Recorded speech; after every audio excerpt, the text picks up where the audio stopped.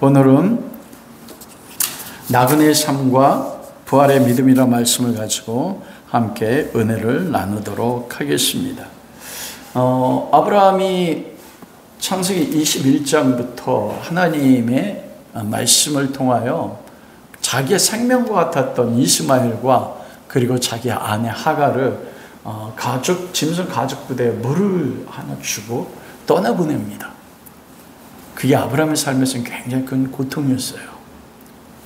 그런데 그 이후로 아브라함의 삶 가운데서 하나님의 은혜 역사가 나타나기 시작했는데, 그것이 바로 창세기 22장에서 독자 이삭을 바치라고 할 때 아브라함이 내 독자 이삭이 다시 그 방법은 모르지만 하나님께서 죽은 이삭을 부활 다시 살리실 것을 믿고 독자 이삭을 모리아산에서 칼을 들어 죽이려고 할 때 거기서 여호와의 사자의 만남과 그리고 순양을 준비함을 통해서 여호와의 일에 장참 아브라함의 모든 후손들을 위하여 이 땅에 오실 하나님의 어린 양 예수 그리스도의 복음의 하나님의 은혜 역사를 아브라함이 볼 수 있었습니다.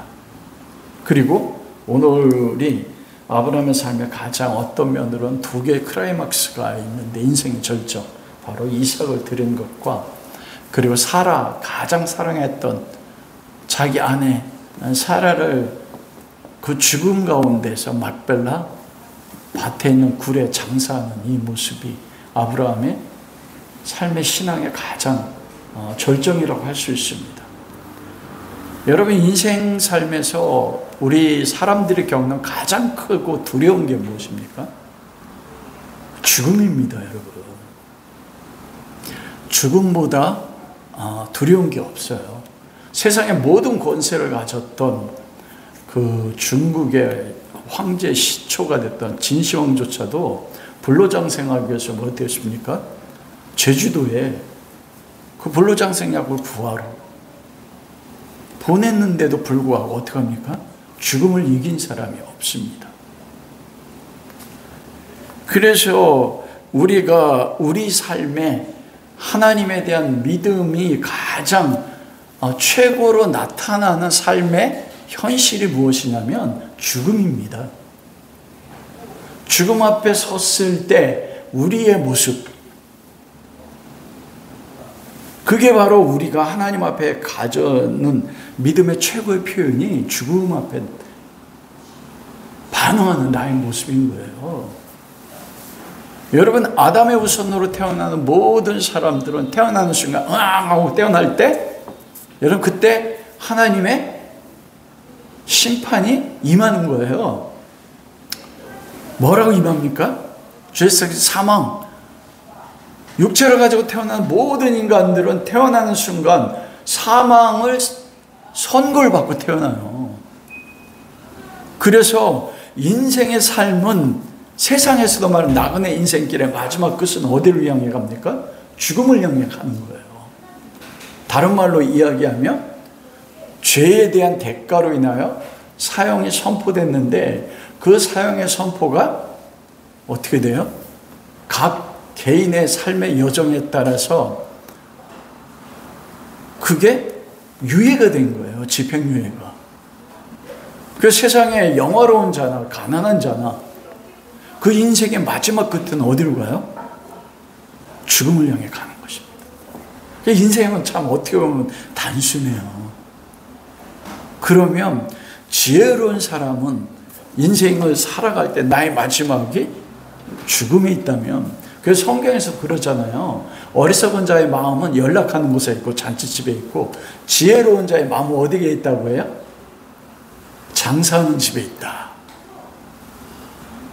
그래서 영화로웠던 자가 죽어가는 것을 바라보면서 인생의 마지막에 나의 죽을 때 나는 어떻게 나의 인생의 삶의 여정을 마칠 것인가. 그게 창세기 23장이 아브라함의 인생의 마지막을 준비하는 가장 아름다운 하나님의 자녀의 모습인 것입니다. 오늘 본문 말씀에 보면 사라가 127세를 살았으니 이것이 사라가 누린 햇수라. 이게 뭐예요? 누린다는 것은 하나님이 정한 각 사람의 생애 횟수가 있다는 거예요. 저는 몇 년 살 것 같아요? 그거는 하나님 아니야. 그래도 적어도 90까지는 살지 않을까. 왜냐하면 저희 세대 그 평균 수명이 93세인가? 그렇더라고요. 그래서 하나님이 저에게 주신 횟수가 얼마인지 정해져 있습니다, 여러분. 여러분에게도 마찬가지예요. 사라에게 하나님이 정한 횟수가 127년이었어요. 그리고 아브라함에게 정한 횟수는 몇이었습니까? 175. 이삭은 180이었어요. 야곱은 몇 살이었습니까?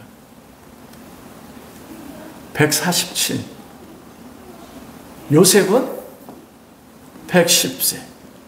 여기 각 사람 정한 횟수가 있어요. 근데 그 정하는 기준이 뭐지? 그 정하는 기준이 뭐예요?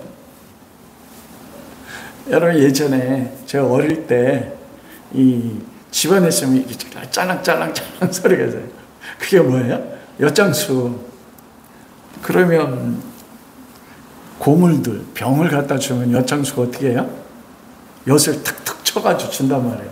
근데 내 앞에 있는 애는 많이 주는데 나는 똑같은 병을 줘. 나 조금 줘. 아저씨 왜 나한테 조금 줘? 야 임마, 엿장수 맘이야. 웃으라고 하는데 안 웃으시네. 우리가 살아가는 그 삶의 횟수는 하나님의 분복으로 준 거예요. 근데 그 마지막 횟수가 언제인지 아무도 모릅니다. 그런데 마지막은 누구에게나 동일합니다. 죽음이라는 거. 아브라함이 그 사랑했던 아내 사라를 떠나보내면서 그 떠나보내는 아브라함의 모습 속에 아브라함이 살아왔던 평생의 신앙의 열매가 보이는 거예요. 그것이 하나님의 백성의 삶의 모습인 것입니다. 그래, 우리도 삶의 여정을 마칠 때 어떻게 마칠 것인가? 죽음 앞에 설 때. 그리고 가장 사랑하는 분을 떠나보낼 때 저 인생 가운데서는 가장 사랑하는 분의 죽음은 어머니였습니다. 저희 천국에 계신 아버지한테 전 죄송하지만 지금도 가끔 가다가 힘들고 할 때 홀로 기도하든지 혼자 앉아 생각할 때 가장 생각나는 게 어머니예요.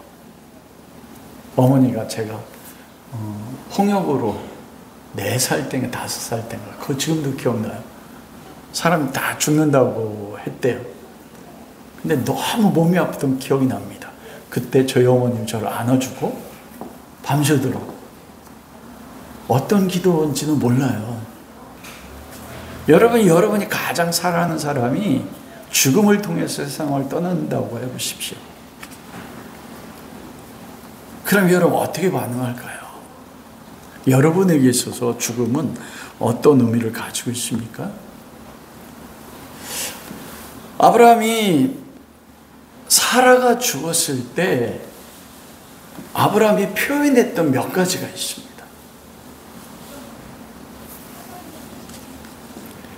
사라가 127째 살다 죽었으면 그때 아브라함의 나이가 137세예요. 그러면 이삭은 그때 몇 살이었습니까? 37이었어요. 그리고 아브라함은 그 후에 38년을 더 살게 됩니다. 그리고 이삭은 37에 사라 어머니 떠나보내고, 그리고 40살에 리브가와 결혼을 하고 60세에 야곱을 낳습니다. 그래서 이삭은 아버지 아브라함과 75년을 동거했어요. 그 어머니와는 27년을 동거했습니다. 어디서 동거했습니까? 장막에서 살았어요. 같이요. 그리고 야곱은 할머니 사라는 보지 못했어요. 그러나 할아버지 아브라함과 15년 동안 함께 동거하면서 장막 생활을 살았습니다. 그 과정에서 이삭이 아버지 아브라함의 삶을 봤어요. 어떤 삶을 살았는지. 야곱도 15년 동안 아버지 이삭과 그리고 할아버지 아브라함의 삶이 장막에서 살았던 그 삶이 어떤 삶을 살았는지 장막에서 함께 동거하면서 교제하면서 살았습니다.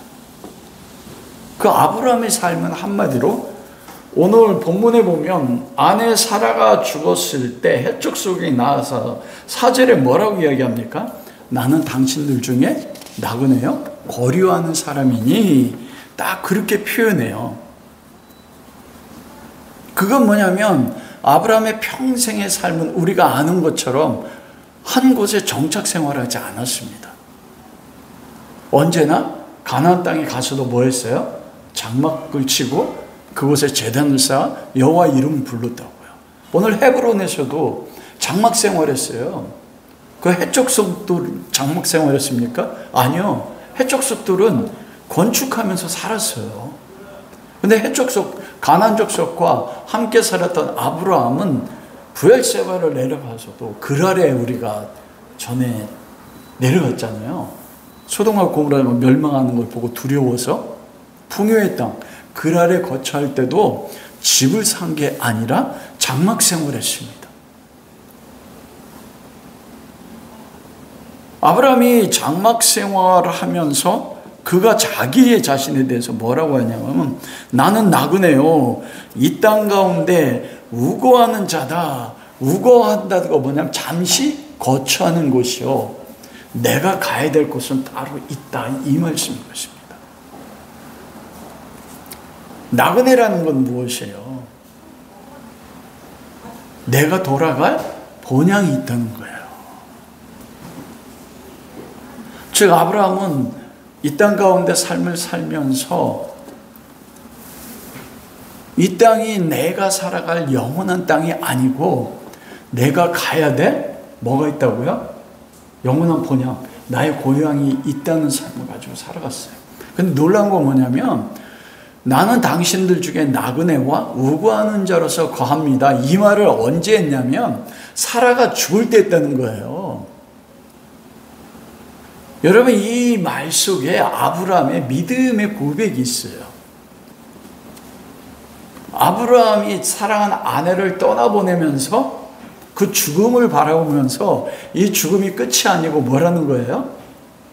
내 아내도 나와 같이 나그네고 이 땅이 나의 영원한 거처가 아니고 임시 거처하는 곳으로 나는 돌아갈 고향에 있는 것처럼 내 아내도 127살에 죽었지만 어디 간다는 겁니까? 죽음을 통하여 본향, 영원한 고향에 갔다는 표현입니다. 아내가 죽고 나서 그 땅 사람들에게 고백한 게 그거예요. 나는 나그네요. 이 땅에 거류한 사람입니다. 다른 말로 하면 내 아내가 죽었지만 내 아내는 영원히 죽은 게 아니고 어디 갔다는 거예요. 나그네와 우거하는 자로 원래 나왔던 고향 땅 하나님 품으로 떠나갔다는 고백이에요. 여러분 성도가 이 땅에서 죽음 앞에 둘 때나 인생의 많은 고통을 겪으면서도 이길 수 있는 삶의 모습이 뭐냐면 바로 나그네 인생길이에요. 그걸 거류자 신앙적으로 표현하면 그걸 뭐라고 합니까? 필그림이라고 해요.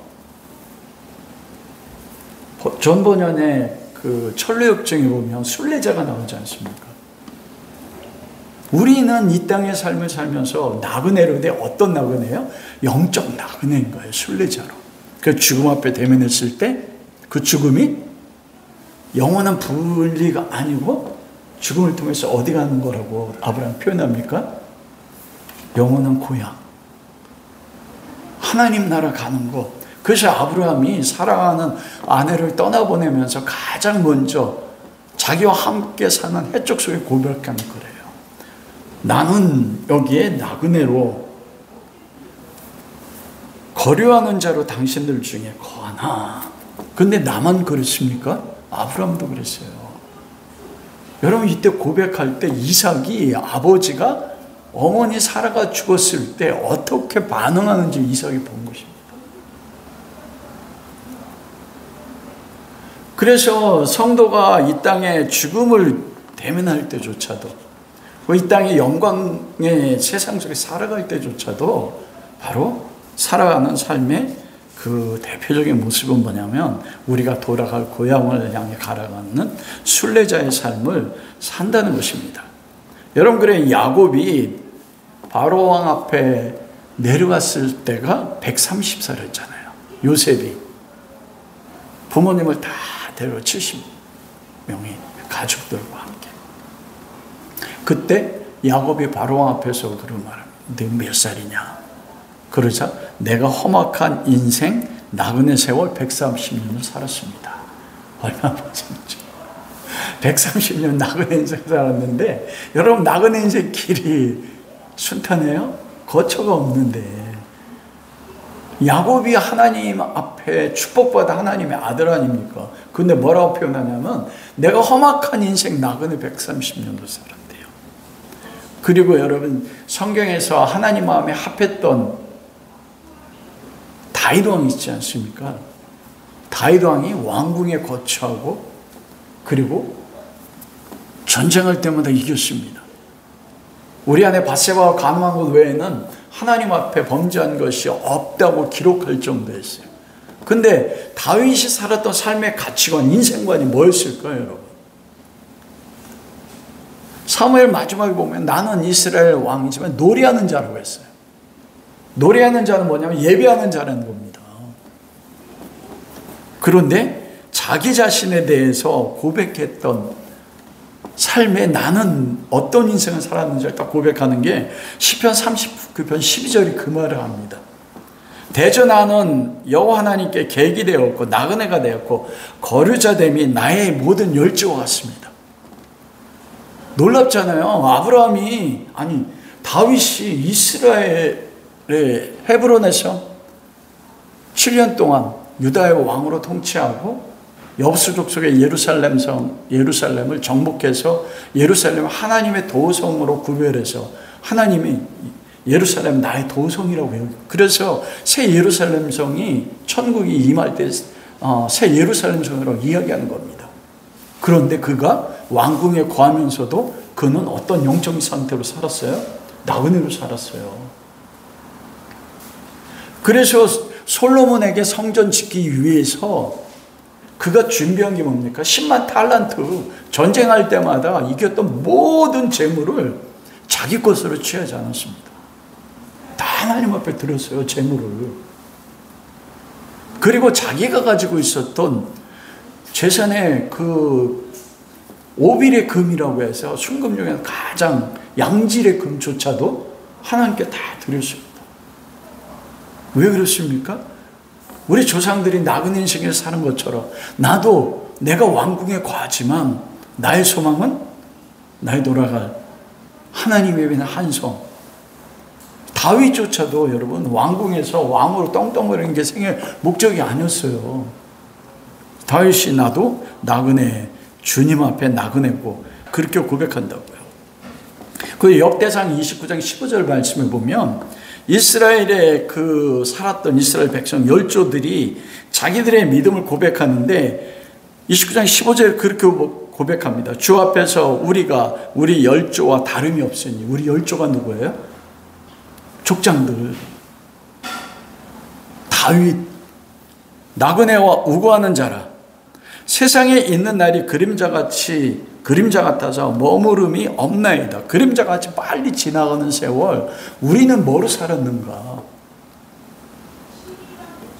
그 역대기에 나왔던 모든 유다의 이스라엘 왕들을 자기들의 인생의 삶을 한마디로 고백한 게 바로 이 역대상 29장 15절이에요. 우리의 조상, 믿음의 조상들과 같이 이 땅에서 나그네와 우고하는 자로 살았는데 세상에 있는 우리의 인생이 그림자 같아서 너무 머무름이 없이 빨리 간다는 것입니다. 세월이 빨갛게 지나가는 거니까 이 땅에서는 나그네와 뭐라고 해요? 우고하는 자로 살라는 거예요. 너희가 돌아갈 때가 있다. 그런데 놀랍게도 아브라함은 사라의 죽음을 통해서 뭐라고 고백합니까? 하나님에 비한 하나님 나라, 원래 고향을 돌아가는 그 길이 뭐를 통해 돌아간대요? 죽음을 통해 돌아간다는 거예요. 그런 하나님이 예비한 본향을 따라 살아가는 하나님의 백성이 가장 사랑하는 사라의 죽음에 반응했던 그 모습이 오늘 아브라함의 사라의 죽음을 통해서 세 가지 모습으로 나타납니다.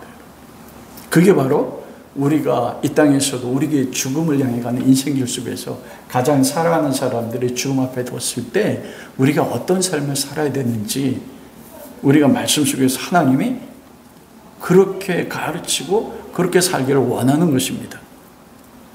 그래 오늘 본문 말씀의 3절 말씀에 보면 여러분 한번 3절 찾아보십시오. 23장 3절 다 같이 읽습니다. 그 시신 앞에서 일어나 나가서 해적 속에 말하여 이르되, 여기에 보면 아브라함이 사랑하는 아내 사라를 떠나보내면서 가졌던 아브라함의 믿음의 표현이 있어요. 거기에 보면 무슨 말이 있습니까? 그 시신 앞에서 일어났다. 이게 일어나다가 쿰이에요. 그리고 일어나 나가 와야 쿰, 일어나 세우다. 이건 뭐냐면 와야 쿰이라는 것은 그 앞에 시신 앞에서라고 되어 있잖아요. 이 시신 앞에서라는 말을 히브리 원어로 보면 뭐라고 되어 있냐면 그 앞에서, 그런데 파님 알이라고 되어 있어요. 파님은 뭐냐면 얼굴이에요. 파님 오루 해서 하나님의 얼굴에 영광빛이, 얼굴빛을 비춰달라는 시편의 말이 많잖아요. 그게 파님 오루예요. 오루가 빛, 알은 얼굴이라는 뜻입니다. 그래, 파님이 얼굴이라는 뜻이고 알은 뭐냐면 얼굴을 대면해 보는 얼굴 앞에서예요. 다른 말로 이야기하면 사라가 죽었는데 여러분 제가 30년 이상 목회하다가 장례를 하잖아요. 그러면 예전에는 성도들이 집에서 소천할 때가 많았습니다. 그러면 한 80대 장로님이 소천에서 간 적이 있어요. 근데 거기 아들들도 장로님 계셔. 권사님들이요. 손자들은 다 집사님들이요. 그런데 아버지가 있는데 못 들어가. 여러분, 입관할 때도 마찬가지. 손을 못 대는 분 많습니다. 그런데 특히 딸들은 입관할 때 되면 그런데도 아버지 얼굴 만지면서 우는 딸들만, 아들들은 그렇지 못한다. 성원이는 어떨지 몰라? 그런데 여러분 만지기도 힘들어 하세요. 자기 부모 있는데도. 근데 아브라함이 이 말은 뭐냐면 사라가 죽을 때 그 위에서 몰라서 얼굴을 마주댔다. 이것은 그냥 아브라함의 애통의 표현이 아닙니다. 이 신앙의 믿음의 표현이에요. 즉 얼굴을 맞대어 포개고 그 얼굴 위에서 일어났다. 이거는 의식과 같은 거예요. 여러분 이게 어디서 여러분 들어본 장면 아닙니까? 많이 봤잖아요. 어디서 봤어요? 엘리야와 엘리사. 여러분 엘리야가 사라밧과 아들이 죽었을 때 왕상 17장 21절 그 아이의 몸을 3번 펴고 엎드려 여호와께 부르시죠. 나의 하나님 여호와의 원컨대 이 아이의 호언으로 그 몸이 돌아오게 없소서. 사라밧과 아들이 죽었어요. 엘리야가 그 소식 듣고 가가지고 한 일이 뭐냐면 그 아이 위에 엎드려서 3번이나 얼굴을 마주댄 거예요. 그리고 일어나서 하나님을 부르셨는데 뭐래요? 하나님 이 아이 영혼을 돌아오게 해주십시오. 얼굴을 마주대했다는 건 죽은 사람과, 그것은 뭐냐면 고대 히브리인들에게 죽은 자의 부활을 믿는 의식의 표현이었어요. 그냥 일어난 게 아닙니다. 그걸 엘리야 선지자가 사라밧과 아들에게 한 거예요. 그거 뭐냐면 얼굴을 맞대고 3번이나 일어났다는 거 뭐냐면 하나님이 이 아이를 죽음에서 부활 살릴 것을 믿었던 믿음의 고백이에요. 그리고 열왕기하 4장에 엘리사가 수넴 여인의 아들을 죽었을 때도 나오잖아요. 거기서 더 구체적으로 나와요. 그 아이 위에 올라가서 자기의 눈을 아이의 눈에 맞췄어요. 아이의 입에 자기의 입을 대고 그 아이 얼굴에 자기 얼굴을 맞췄어요. 이게 무슨, 상식적으로 생각하면 이게 무슨, 어떻게 보면 이상한 행동이잖아요. 얼굴과 얼굴을 포겠다는 거 뭐냐면 이 아이가 죽었다가 다시 살아날 것에 대한 엘리사가 그 믿음입니다. 그러죠 뭐래, 믿음 바른 것 실상이라고 하잖아요. 그 믿음대로 어떻게 됐어요? 사르밧과 아들이 엘리야의 믿음대로 다시 살아났어요. 수넴의 아들이 엘리사의 믿음대로 다시 살아난 것입니다. 여러분 신약에서도 사도 바울도 죽은 유두고를 살렸잖아요. 설교하는데 졸았어. 그래 저는 설교하다가 성도들이 졸으면 괜찮아요. 왜냐하면 위대한 사도 바울도 설교하는데 유두고가 졸다가 어떻게 했어요? 떨어져 죽었거든요. 떨어져 죽자 사도 바울이 한 행동이 뭔지 아십니까? 사도행전 20장 10절에 보면 그 아이 몸 위에 엎드렸다가 일어났다 이 말이에요. 똑같아요. 이 아이가 죽었다가 다시 살아날 것을 믿음으로 사도 바울이 그 아이 얼굴, 유두고란 청년 올라가서 얼굴을 마주대고 일어나서 그러자 아이가 살아났어요. 아브라함이 자기 아내 사라가 죽은 것을 보면서 가장 먼저 한 게 그거라니까요. 이게 두 번째 한 거예요. 처음에는 슬퍼하고 애통했고, 그게 뭐냐면 아브라함이 내 아내가 죽었지만 내 아내가 하나님의 때 다시 부활할 것을 믿은 것입니다. 우리가 죽음 앞에 사람을 떠나보낼 때 우리가 나가는 인생길을 살면서 험악한 인생을 살면서도 이길 수 있는 게 뭡니까? 이 부활의 신앙입니다. 우리가 아는 것처럼 사라가 127살이었으면 이삭이 이때 나이가 37이었잖아요. 그러면 아브라함은 이미 7년 전에 뭐 했습니까? 아들 이삭을 죽일 때 하나님이 다시 살리실 것을 믿었다고 해요. 히브리서 11장 17절에 보면 9절에 보면 그렇게 말씀해요. 저가 하나님의 능히 죽은 자 가운데서 이삭을 다시 살리실 줄로 믿은지라 비유컨대 죽은 자 가운데서 도로 받은 것이라. 아브라함이 자기 아들 이삭을 죽일 수 있었던 건 뭐냐면 100살 때 내가 아이를 낳을 수 없는데 낳게 하신 하나님의 능력이 이 아이를 내가 죽여도 다시 부활할 걸 믿었어요. 나그네 인생을 사는 사람들이 왜 나그네 인생을 살고 살아는 죽음을 대면할 때도 담대할 수 있는 줄 압니까? 이 부활의 믿음이에요. 다시 살 걸 믿으니까 이 땅이 영원한 나라가 아닌 거 아닙니까? 여러분 예수님이 빌라도 앞에서 재판받을 때 네가 이스라엘 왕이냐? 내가 맞다. 그러면서 뭐라고 했어요? 내 나라는 이 나라에 속한 게 아니다. 딱 하나님 나라가 다 있어요. 하나님에 비한 하나님 나라. 아브라함이 그 고백을 한 거예요. 예수 그리스도조차도 신약교회 대표라고 할 수 있는 사도 바울조차도요. 죽은 유두고를 보면서, 그리고 아브라함이 나그네 인생길을 살 때 사라 아내를 떠나보내면서 했던 부활의 믿음의 두 번째 반응이 뭐냐면 2절에 보니까 아브라함이 들어가 사라를 위해 슬퍼하며 애통했다. 딱 이렇게 돼 있거든요. 여러분 우리가 부활할 것을 믿잖아요. 그러니까 부활할 걸 믿기 때문에 내 사랑하는 아내가 죽었어. 그 앞에서 막 다시 부활할 거니까 막 기뻐 춤추고, 그것도 이상한 겁니다, 여러분. 두 가지가 같이 나타나야 돼요, 성도에게는.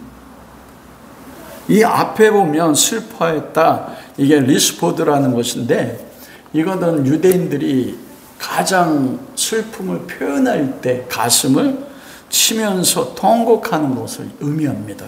이건 뭐냐면 자기가 평생을 함께 살았던 사랑하는 아내를 부활의 믿음이 있어 떠나보내지만 인간의 사랑의 감정에 의해서 다시는 이 땅에서 만날 수 없다는 것 때문에 뭐 한 거예요? 가슴을 치면서 아파한 거예요. 애통한 거예요. 그러면 사랑의 표현입니다. 우리가 부활의 믿음을 가지고 있기 때문에 그럼에도 불구하고 사랑하는 사람을 떠나보냈을 때 첫 번째 반응이 뭐냐면 아파하고 애통하는 거예요. 슬퍼하는 겁니다. 그런데 그 다음에 또 반복해서 슬퍼하고 애통했다고 되어 있어요. 슬퍼하고 애통하는 것이 사랑하는 분의 죽음에 대한 반복적인 표현이잖아요. 어서 와, 재문아. 왜 각기 의미가 다른 두 단어를 반복하여 표현했을까? 한 가지는 육신의 정을 따라서 사랑하는 아내에게 헤어짐에 대한 사랑의 애통의 표현이었어요. 슬픔에. 여기 근데 애통이라는 것은 우리말은 애통이라고 되어 있는데 히브리 말로는 바카라고도 하고 웨리 부코 타우. 제가 원어 쓰는 거 죄송해요. 개혁개정은 그걸 번역을 잘 못해가지고 이거 뭐냐면 눈물을 흘리는데 내 아내 사랑을 떠나보낸 감당할 수 있는 슬픔이 넘쳐났는데 그것을 절제하는 것입니다. 감정을 자제하면서 소망 가운데 흘리는 눈물이에요. 그게 무엇입니까? 부활에 대한 믿음으로 인한 반응이에요. 순수하게 내 아내 떠나보낸 사랑하는 사람을 다시는 만날 수 없다는 것에 대한 애통과 그는 잔잔한 가운데서 그 죽음을 자기 영혼의 기쁨으로 받아들이면서 흘러내리는 눈물. 어쩌면 이 눈물은 아브라함이 하나님 앞에 가지는 믿음의 눈물, 다른 말로 이야기하면 내 사랑하는 아내를 우리가 가야 될 본향에 받아주신 하나님에 대한 그 마음의 눈물일 수 있다. 저는 그렇게 해석해요. 근데 우리 성경은 애통이라고 표현하니까 근데 이게 두 가지 감정의 표현인 것입니다. 사랑하는 사람을 떠내보내고 그러나 그 죽음이 절망이 아니고 뭐예요? 다시 만날 것에 대한 소망 가운데 그 소망의 눈물인 거예요. 이게 그리스도인이에요. 이게 나그네 인생길 사는 사람. 사랑하는 아내를 떠나보내면서도 뭐예요? 다시 만날 것에 대한 제 소망을 가지는 것입니다. 그래서 사도 바울이 성도의 죽음에 관해서 데살로니가서 4장 13절에 그러잖아요. 형제들아 자는 자들에 관해 너희가 알지 못함을 우리가 원하지 아니하노니 이는 소망 없는 다른 이와 같이 슬퍼만 하지 않게 하려. 세상의 모든 사람들은 이 두 가지 감정에서 아브라함처럼 가슴을 치며 슬퍼밖에 못해요. 그런데 아브라함은 어떻습니까? 믿음의 성도들은 슬픔을 뛰어넘는 뭐가 있어요? 내 영혼의 솟아나는 깊은 절망 속에서 솟아나는 그 소망에 따라서 감사하는 눈물이 있어요. 그래서 사도 바울이 그러는 거예요. 세상에 소망 없는 것과 같이 슬퍼하지 않게 하렵니다. 여러분 놀랍지 않습니까? 아브라함의 삶의 모습과 사도 바울이 그 후에 신약의 시대 때 죽어가는 성도들을 죽은 자들을 바라보면서 슬퍼하지 마십시오, 여러분. 그게 부활의 신앙이 있기 때문입니다. 이 부활의 신앙만 있었기 때문에 야곱이 내가 130년 나그네 인생을 살았는데 험악한 인생을 살았습니다. 자기 아버지 속였잖아요, 이삭. 그러자 삼촌, 외삼촌 라반에게 14년 동안 속습니다. 그리고 가나안 땅에 돌아와서 누구에게 속아요?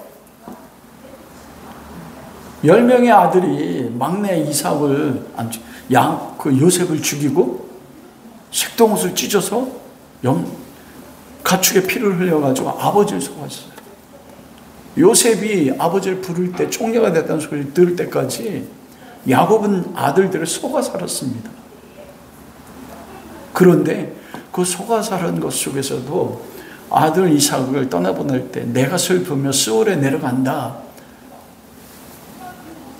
그 야곱은 뭐냐면 내가 요셉을 다시 만날 수 없지만 다시 만날 수 있던 부활의 소망이 있었어요. 그 험악한 인생. 그래서 여러분 나중에 야곱이 죽을 때 내 유골을 어디다 장사라고 해요? 헤브론 막펠라고. 그거의 의미는 제가 조금 이따 말씀드리도록 하겠습니다. 그래서 여러분 나그네 인생길을 살아갈 때 부활의 믿음을 갖고 살아가는 성도의 죽음을 하나님이 기뻐 보시는 거예요. 시편 116편 15절에 성도의 죽는 것을 여호와께서 귀중히 보십니다. 계시록 14장 13절에 내가 들으니 하늘에서 음성이 나서 가로되 기록하라 작은 이유로 주 안에서 죽는 자는 복이 있도다. 딱 이렇게 말씀해요. 그리스도 안에 죽는 자들은 복이 있대요. 그건 뭐냐면 하나님이 그 죽음을 보면 여러분 스데반이 죽을 때 예수님이 어떻게 영접했어요? 우리가 영적으로 표현하면 예수 그리스도 승천에 하나님 보좌 우편에 앉아 계세요. 보좌에. 근데 스데반이 죽을 때 스데반이 눈이 열려 봤는데 예수님 어떻게 했어요? 앉아있지 않고 일어났어. 왜? 그 영혼이 너무 귀중해서. 그 영혼의 죽음, 스데반의 죽음이 너무 죽음의 기쁨이었습니다. 그래서 앉아서 영접하지 않으신 거예요. 일어나서 하나님이 사라가 죽을 때 그의 인생의 삶에 나그네 인생길을 살았던 그 믿음의 여정을, 그 죽음을 귀중히 여기고 뭐 한 거예요? 기뻐 받으셨어요. 어쩌면 아브라함이 믿음 가운데 그걸 보았을지 모르겠어요. 여러분, 그래 죽음을 두려워하지 마십시오. 우리도 언젠가 죽는데 그 죽을 때 하늘에서는 무슨 일이 있어요? 예수 그리스도 하나님이 귀중히 보시고 기뻐하는 죽음이라고 해요. 모든 성도는. 여러분, 아브라함의 삶에서 그의 삶이 완전히 온전했기 때문에 하나님이 사라의 삶도 온전했기 때문에 하나님이 그의 죽음을 귀중히 보셨습니까? 아닙니다. 넘어질 때 많았어요. 그럼에도 불구하고 그들은 본향 하나님 나라를 바라보고 뭐 했어요? 불신으로 넘어질 때조차도 나그네와 순례자의 삶을 살아가죠. 그게 우리가 죽음 앞에 대면할 수 있는 성도의 삶의 이 삶의 모습인 것입니다. 그런데 여러분, 오늘 본문 말씀에 그 부활의 신화를 가지고 있다면 사람이 죽으면 다 어디다 묻습니까? 고향 땅에 묻잖아요. 대부분. 지금은 다 화장되면서 화장했다가 납골당에 묻지만 저희 세대까지, 저희 부모님 세대는 지방 어느 곳에 살든지 서울에 살아도 죽으면 고향 땅에 묻혔습니다. 그게 마지막 소망이었어요.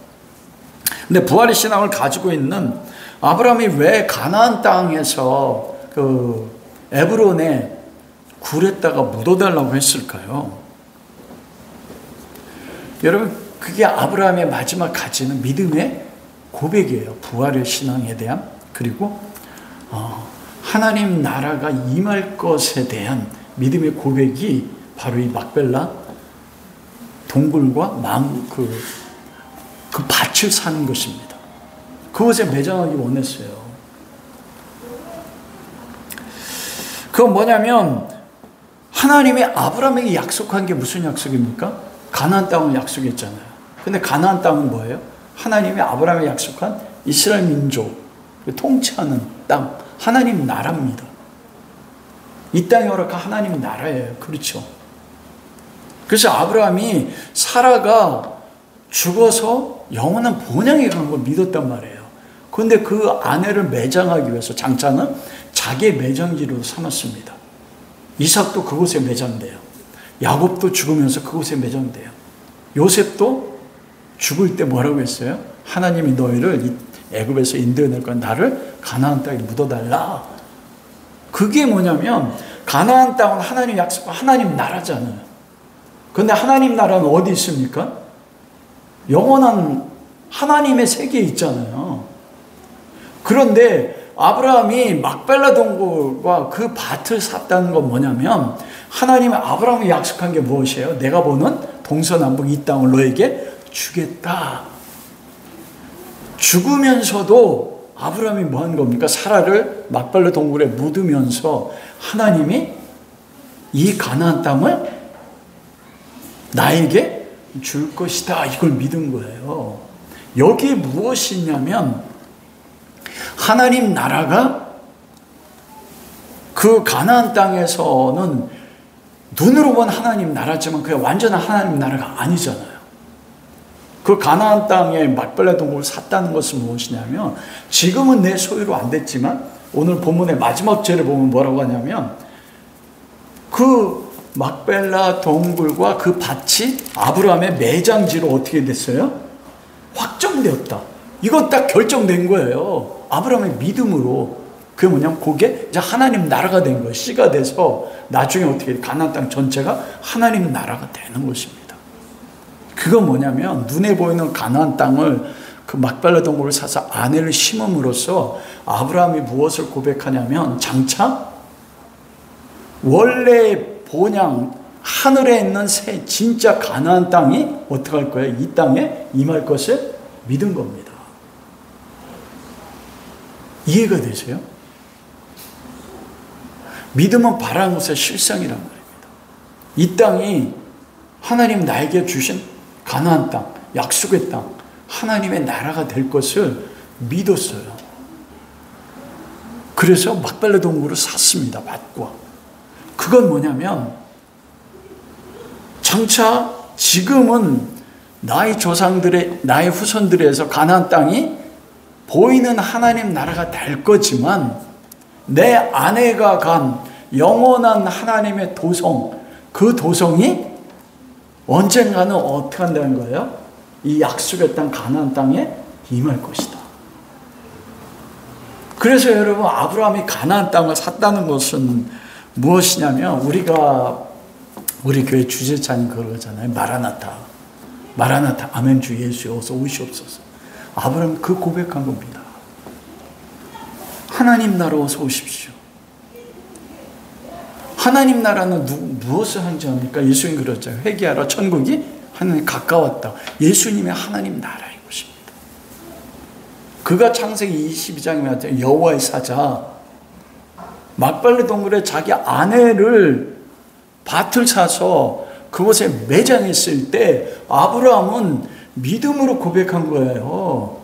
내 씨 가운데서 창세기 22장에 그 약속했잖아요. 내 씨가 천하 만국을 얻으리라.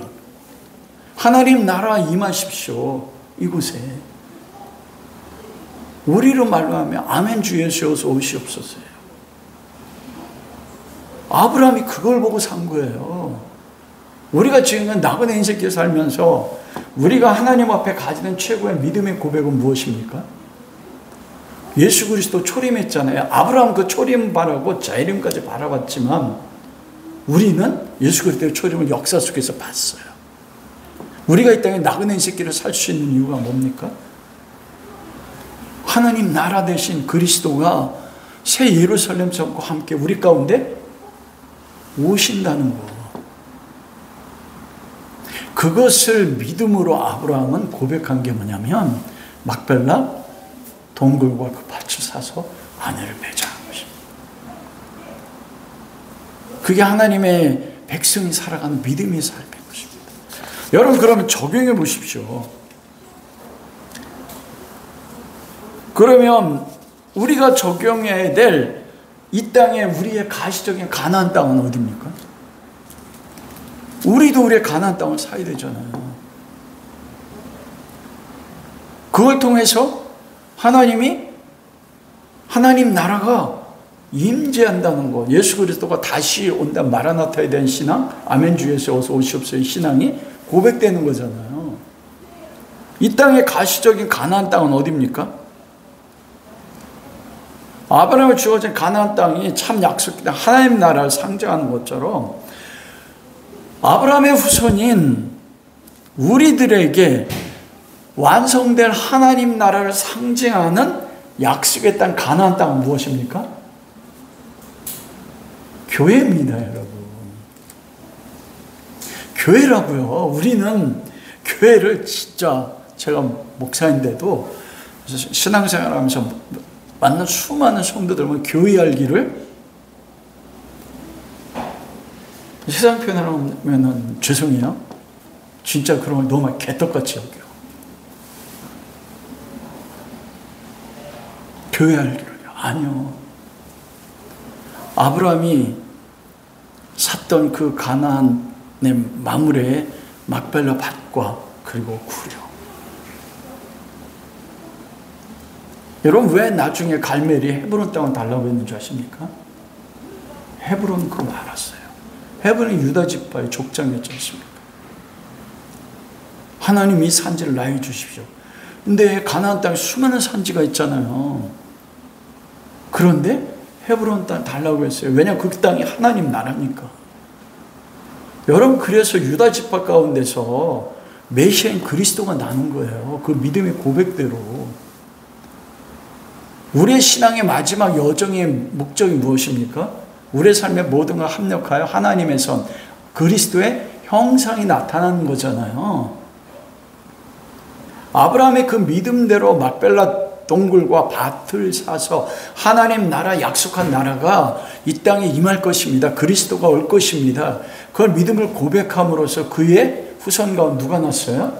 예수 그리스도가 난 거예요. 우리가 우리의 가나안 땅 막벨라 동굴을 믿음으로 사는 삶을 살아갈 때 우리 가운데서 누가 나타납니까?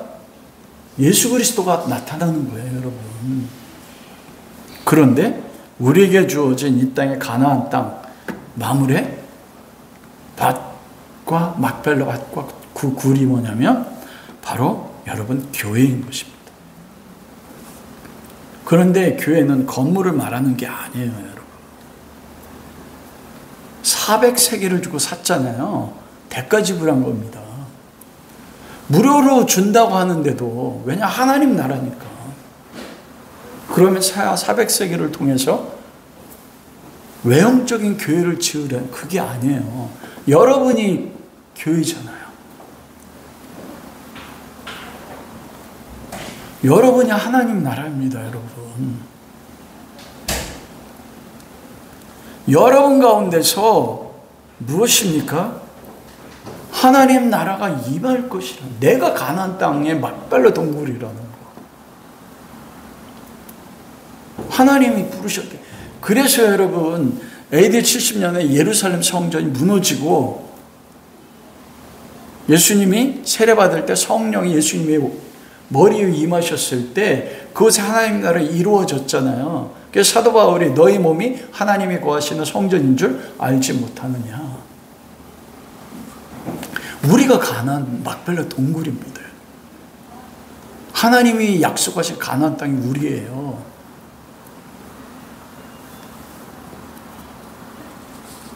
그것을 우리가 뭐예요? 믿음을 가지고 지켜내는 것입니다. 놀랍지 않습니까? 그게 여러분들을 향한 하나님의 계획인 것이에요. 말씀을 마치도록 하겠습니다.